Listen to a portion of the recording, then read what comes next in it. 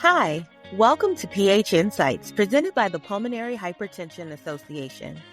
Join us as we delve into patient stories, healthcare updates, and the latest insights on pulmonary hypertension. Thank you to our platform sponsor, J&J, for their unrestricted support of PH Insights. Sponsors do not endorse or participate in the development of program content. Hi, I'm Angela, and welcome to this episode of PH Insights. Today, I am honored to be joined by someone who has dedicated herself to supporting the PH community in multiple ways.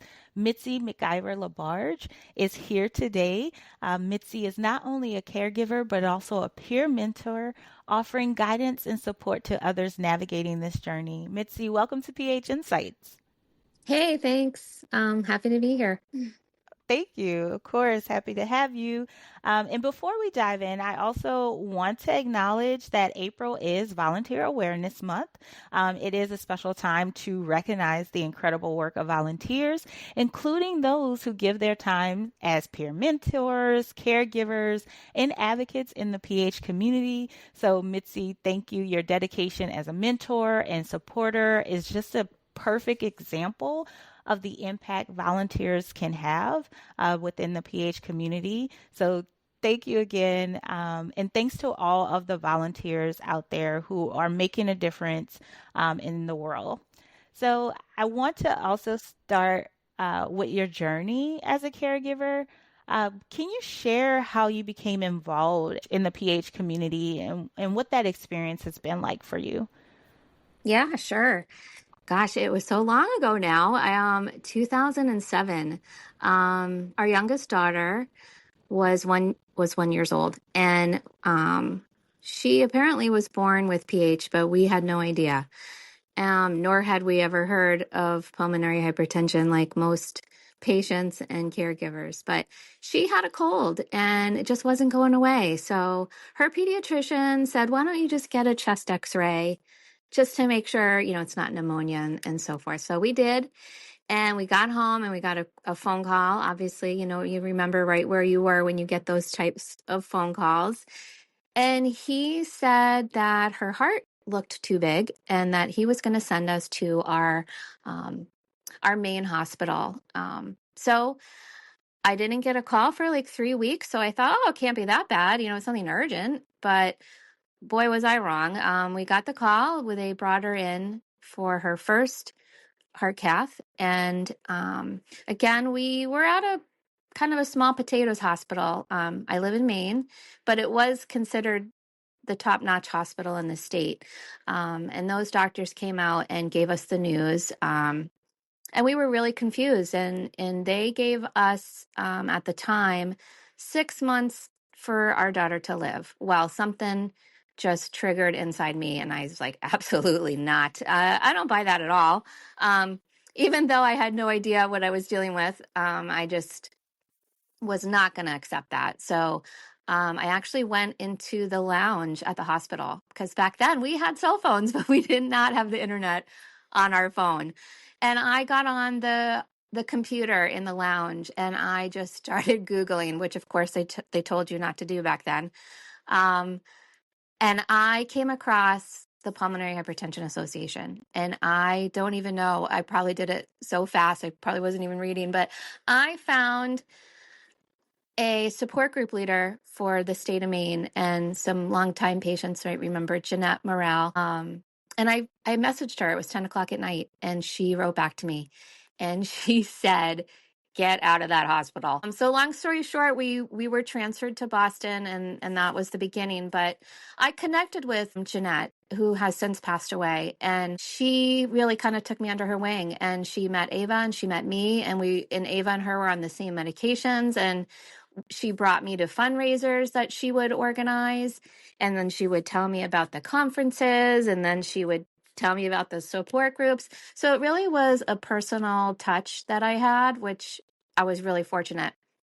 Again, back in 2007 when the internet was just kind of a baby. So that's where I started. And then I just started with the PHA, again, just in small little chunks. I would get involved with the conference. I think the first thing I did was help backstage at the talent show as a volunteer, which was so fun, especially for all the kids. And then with support groups, had a panel with some other parents, and it kind of just snowballed. I did what I could. I did have two other kids at home, and it was enough for me. And I just keep moving forward with the PHA. I'm just really grateful. Yeah, thank you, Mitzi, for sharing yours and Ava's journey, and also acknowledge Danette's role, that volunteer who was there to give an ear, give advice with respect to what her ability was, and kind of guide you into the PHA family.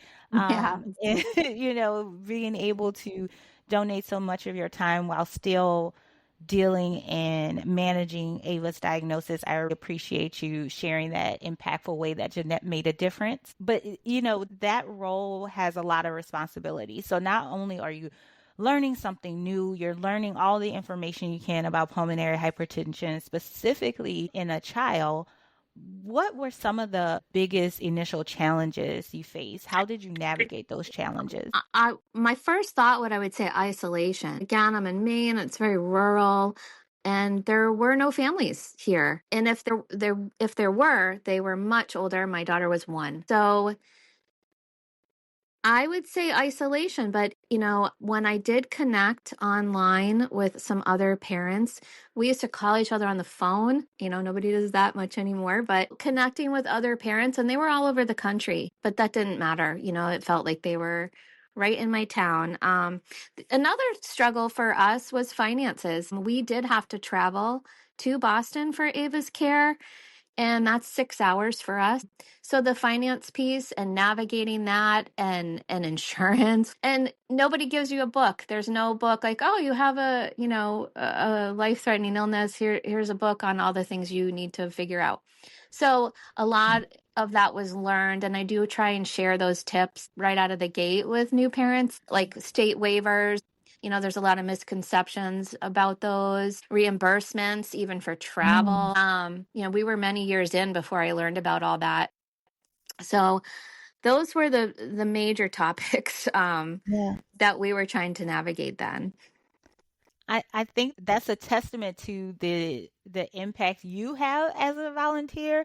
You navigated this kind of on your own with some guidance, but you still had to figure out pH and what that meant for your family, and still, being connected to the rest of your family.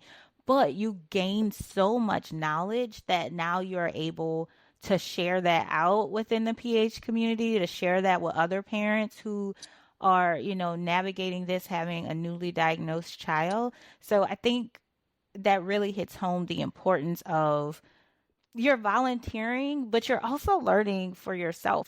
You also serve as a peer mentor, which is a program here at PHA. Another part of your volunteer roles, with a plural, that you have with us. Can you tell us a little bit more about that specific role and what it involves? Yeah, sure. Peer mentor, I've been doing that for a long time. It's great because, it's kind of at my own pace, at my own time. Usually a new parent will connect with the PHA, and then they will connect me with that parent. They'll either write up a form with their questions, their concerns, where they live, their age of their child, and then I write back to that parent, and back and forth it may be, or I'll let them know about the PHA parent of children with pulmonary hypertension Facebook group, which is ultimately, where most parents end up. So I work with that, and it's been great because we've been able to not only connect with each other, but actually, in some situations, granted I'm close to Boston, but we can actually meet in person. And it's not only great for the parents, but it's great for the kids. The kids can meet another person like them. And so sometimes we've timed things where we'll meet for coffee or we'll meet in the lobby. We used to have support group meetings. There's been rumor they might be restarting for this New England area. But those were great. So it's just connecting really, and cutting off that alone feeling, that isolation feeling. Yeah. I think that leads me kind of into the next part of the question, has being a peer mentor help you process your own experience navigating within this PH world? Oh, 100%. There's treatments and procedures that I can't honestly tell you I might not have heard of before connecting with other parents in other locations, even throughout the world. The trials for the medications, obviously, pediatric pH and adult pH are quite different. And the procedures that are offered to pediatric patients are not offered to adult patients and vice versa, and same with medications and treatments. So, me learning from other patients, I say patients, but parents, um, has been really helpful because it's intrigued me to ask my doctor I'm sorry, Ava's doctor. We're on a first name basis at this point, so it doesn't Of matter. course. It's encouraged me to just really be more inquisitive and ask Mm, about other options that I might not have been on my radar. And it's been exciting. We're really fortunate with the research with PHA and all mhm. the providers and throughout the country and the world that are really gung ho on finding these great treatments for the kids and the adults. For such a rare disease, it really does seem to be quite evolving with treatment. So, again, we love the researchers, we love the doctors. So yeah, so just branching out outside my bubble, Yeah. connecting with other parents has been helpful. Yeah.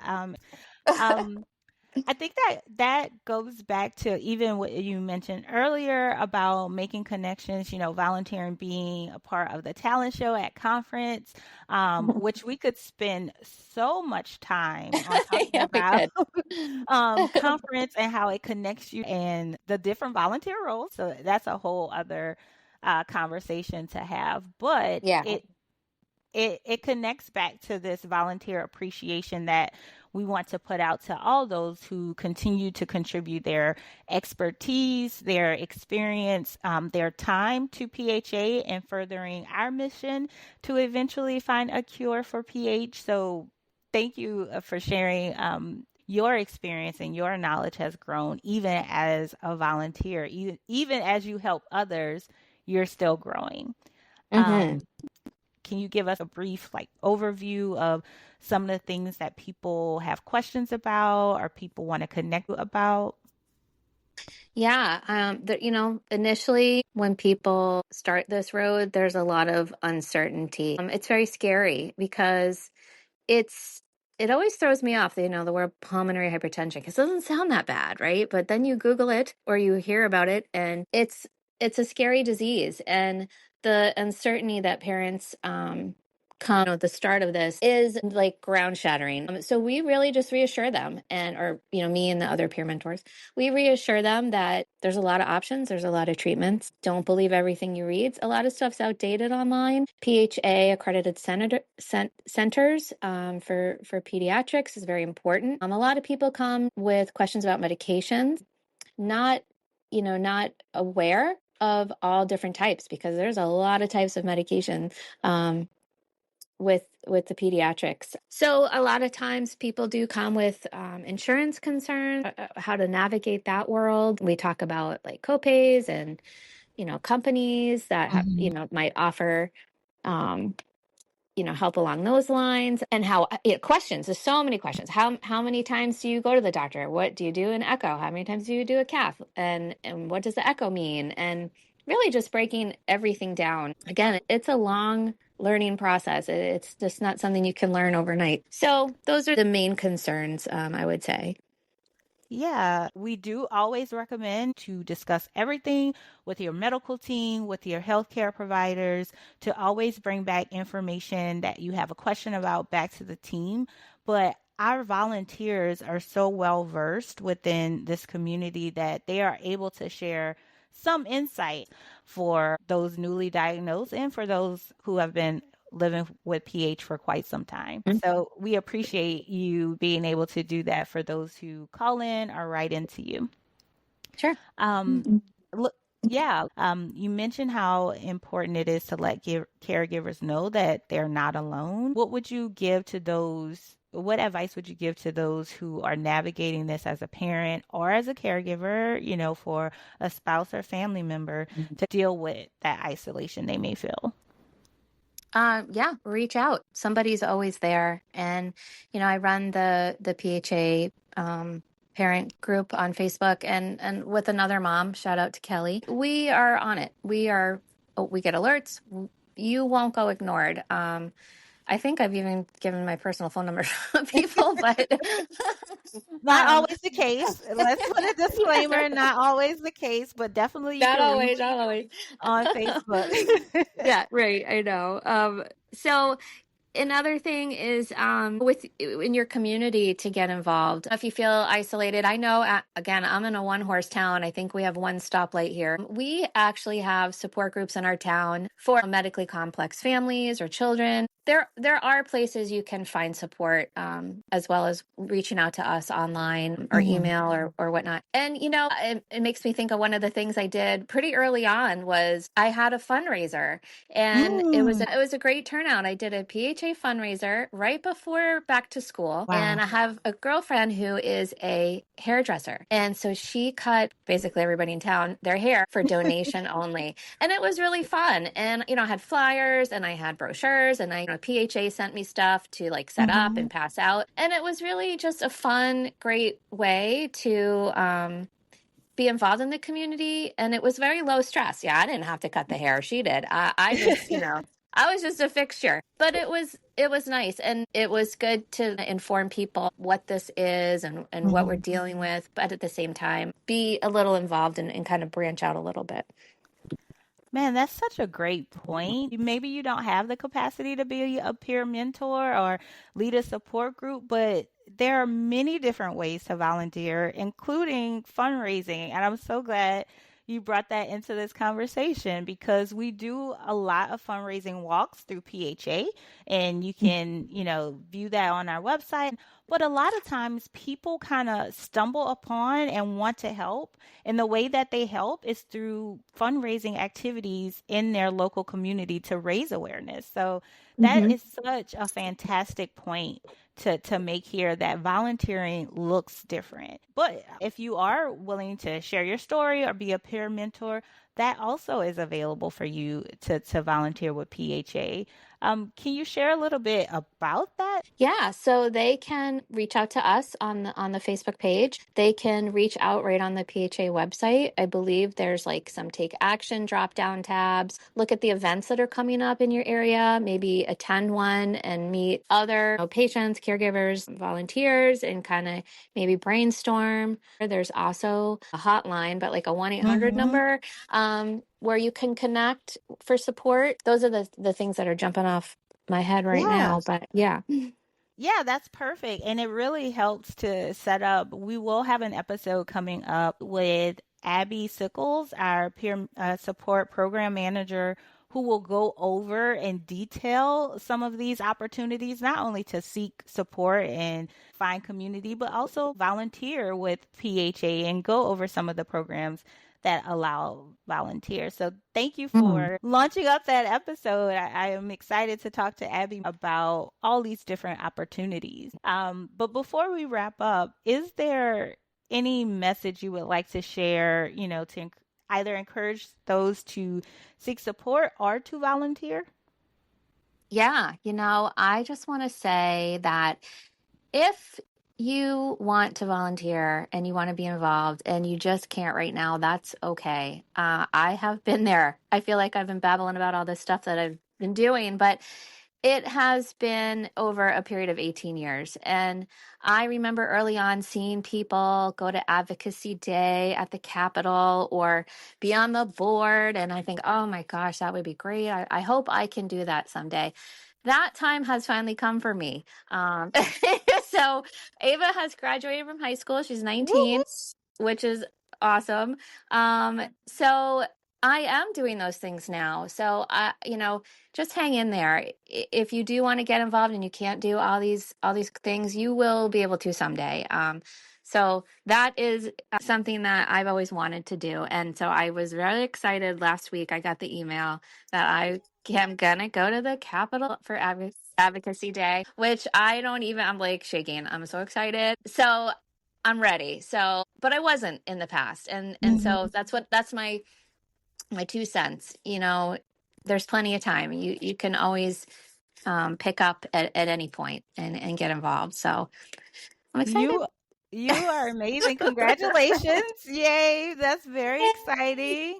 So glad that Oh, you're also excited about it, to really boots on the ground work, I guess to I know. I gotta buy a yeah. pantsuit or something. I have like nothing. I Or, don't know. be comfortable. Definitely Yeah. be comfortable. And there Right. are many ways for people to get involved if you're listening with Advocacy Day, which is coming up.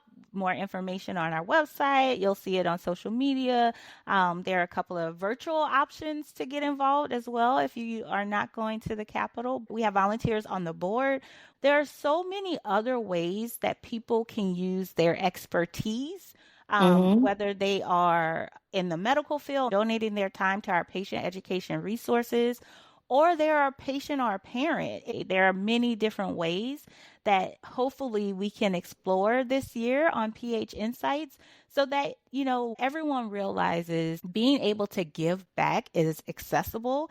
It doesn't stop if, like you mentioned, Ava is graduated. She's, becoming Mm-hmm. a young adult, and so your role shifts a little bit, and now you're able to dedicate your time in a way for you.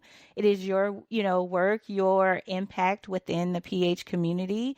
Yeah, and I'm so happy that Yeah, we me have you too. on board, that Me we too. have Me you too. here to continue the work. Thank you so Mhm. much for Thank your you. time, for volunteering with PHA and many different roles and wearing many different hats. Like Mitzi said, you can connect to her through the Parents Facebook group or the Peer Mentor program on our website. And additionally, as we recognize Volunteer Awareness Month, I would like to take a moment to thank all those volunteers. Like, thank you to the mentors, to the advocates, to caregivers, to board members, to all of our committee members who really are an integral part in the work that we do here at PHA and the information that we provide to the community. Um, Mitzi, thank you. Oh, you're welcome. Thanks for Thank you. having me. I hope this wasn't too difficult. No, it was good. It was good. I survived my first Yay. podcast. Pretty Yes. exciting. Please share with your friends. Let Yeah, them I know will. it's not scary. We are No. always looking for more guests. This is another way to volunteer. Come on the podcast and Oh, share your all right. story. Yes. Okay. Cool. Cool. Yes. So Awesome. if you found this episode helpful, please continue to listen and share and subscribe, and share with others in the PH community. Until next time, thank you so much. And thank you for listening to PH Insights presented by the Pulmonary Hypertension Association. Remember to subscribe and to join us every second and fourth Wednesday of the month for more valuable insights. And thank you to J&J for their unrestricted support of PH Insights.